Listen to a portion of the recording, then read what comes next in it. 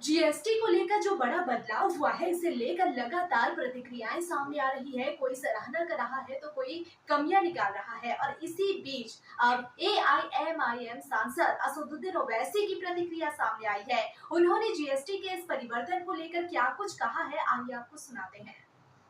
Financial 24-25 में था और non tax revenue dividends including dividends PSU से आता है, आरबीआई से सरप्लसेस सर्विस चार्जेस वो आ जाता है 5,45,00,000 करोड़। तो हमारा मानना ये है कि स्टेट्स को तो खाली ग्रॉस टैक्स रेवेन्यू शेयर मिलता है, सेंटर का जो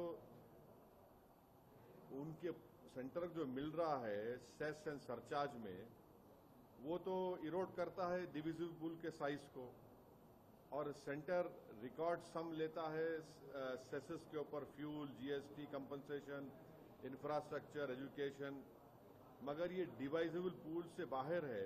स्टेट्स का तो हिस्सा इसमें नहीं है ना, तो स्टेट्स का नुकसान होगा। और फिर ये जो जीएसटी रिजीम, जीएसटी को आप रिड्यूस कर रहे हैं, मुझे लगता है कि स्टेट के फाइनेंसेस को डिसप्रोपोर्शनेटली हिट करेगा।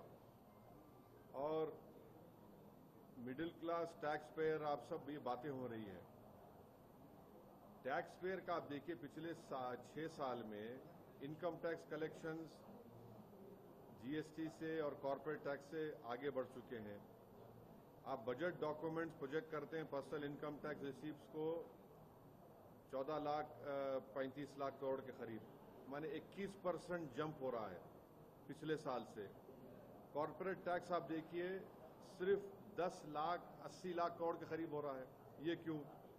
तो जो शेयर है इंडिविजुअल टैक्सेस में टोटल रेवेन्यू का, वो बहुत ज्यादा स्टीपली क्लाइंब हुआ है।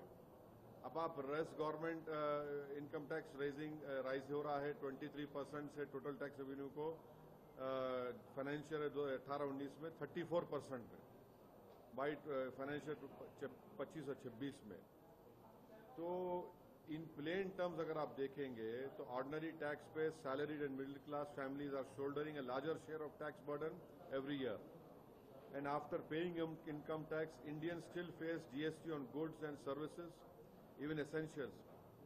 अब एग्जाम्पल ये है, देखिए इसमें अगर आप कोई गाड़ी लिए इस रिफॉर्म से पहले, तो गाड़ी खरीदने वाले को, for example until this reform a car purchase incurred 28% of GST plus compensation cess up to 22%, meaning इसका मानी है कि buyers effectively paid nearly half the car's price as tax.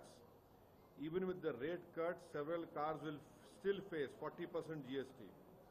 तो अब आप everyday groceries, medicine, household items remain in tax slab, so the tax income of citizens is taxed again at the point of spending. दूसरा ये है कि जो हम अभी अपना एक्सपर्ट से बात किए, उनका बोलना ये है कि जो 21 सितंबर से 18% होगा, तो उसका रिफंड प्रोविजन क्या होगा? वो इनको इनपुट टैक्स क्रेडिट में प्रोविजन नहीं है रिफंड का। अच्छा, सर्विसेज सेक्टर में आप 18 से 5% किए, मगर कोरियर आज भी 18% है। अब कोरियर तो आम आदमी इस्तेमाल करता है ना, तो उसको आप 5% में क्यों नहीं लेके आए? एसेंशियल सर्विसेज हैं। और दूसरा, एजुकेशन को आपने कम किया, मगर ये बताइए जो सर्विस प्रोवाइड एजुकेशन में, मिसाल के तौर पे एग्जाम्पल में, अगर कोई बस सर्विस दे रहा है लिख जाने के लिए, उसको आप 18% ला रहे हैं। फिजिकल एजुकेशन है, जो कंपनी एक फिजिकल एजुकेशन बनाकर एजुकेशन इंस्टीट्यूट जाती, उसको 18% लगा रहे हैं आप। फिर ये सब चीजें हैं जिससे हमको फिक्र है कि इससे स्टेट्स का और खासतौर से स्टेट्स को बड़ी तकलीफ होने वाली है। सर, मिडिल क्लास को खास करके इससे राहत मिलेगी ऐसा? अरे अगर स्टेट्स पिट रहे हैं तो फिर कैसे होगा बताइए? उनको कंपनसेशन दीजिए ना फिर आप स्टेट्स को, या फिर स्टेट्स को आप सेस में लाइए, सेस भी दीजिए स्टेट्स को। आप सेस नहीं देते, आप सेस आप देकर तो गवर्नमेंट ऑफ इंडिया तो आप तो अपने आप को मोटा कर रहे हैं, मगर जो सेस और सरचार्जेस में स्टेट्स को हिस्सा आता ही नहीं है। स्टेट्स तो दुबले हो जा रहे हैं, तो फिर स्टेट्स क्या करेंगे फिर? स्टेट्स को ये रेज नहीं ना,